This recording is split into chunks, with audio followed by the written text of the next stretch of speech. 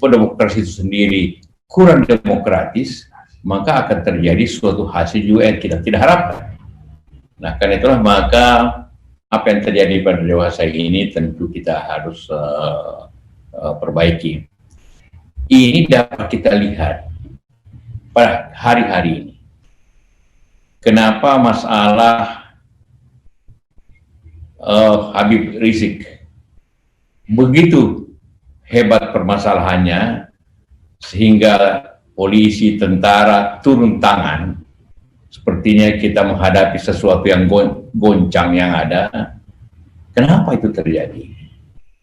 Ini menurut saya karena ada kekosongan kepemimpinan yang dapat menyerap aspirasi masyarakat secara luas.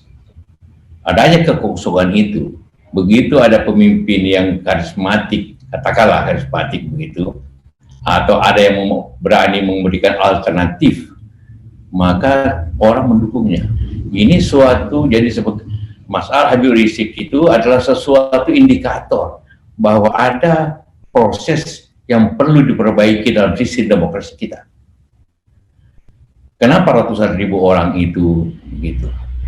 Kenapa dia tidak percayai DPR untuk berbicara?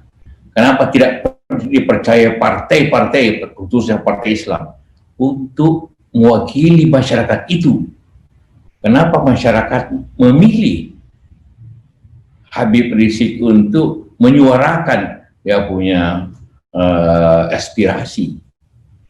Itu pertanyaan yang sangat penting untuk kita evaluasi, jawab, khususnya PKS dan partai-partai Islam lainnya, bahwa ada kekosongan sistem atau cara kita berdemokrasi, khususnya dalam ideologi yang khususnya ideologi keislaman yang kemudian diisi oleh Habib Rizik, sehingga kita takut bahwa ini nanti demokrasi yang kembali ke demokrasi yang katakanlah sistem demo macam-macam yang juga tentu merusak sistem kita semuanya.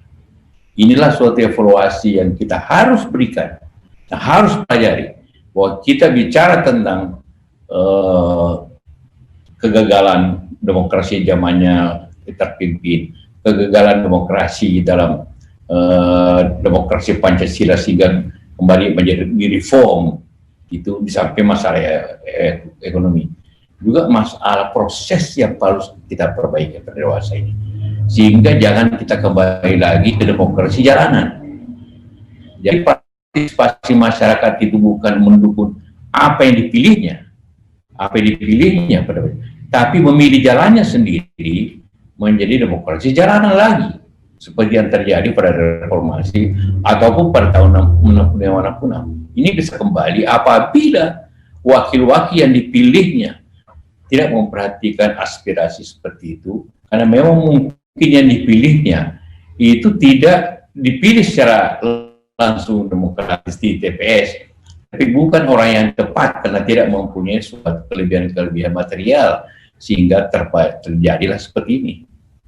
Nah, ini semua pertanyaan terus saya seperti dikatakan ada hampir 20 tahun terjadi kembali ke demokrasi jalanan.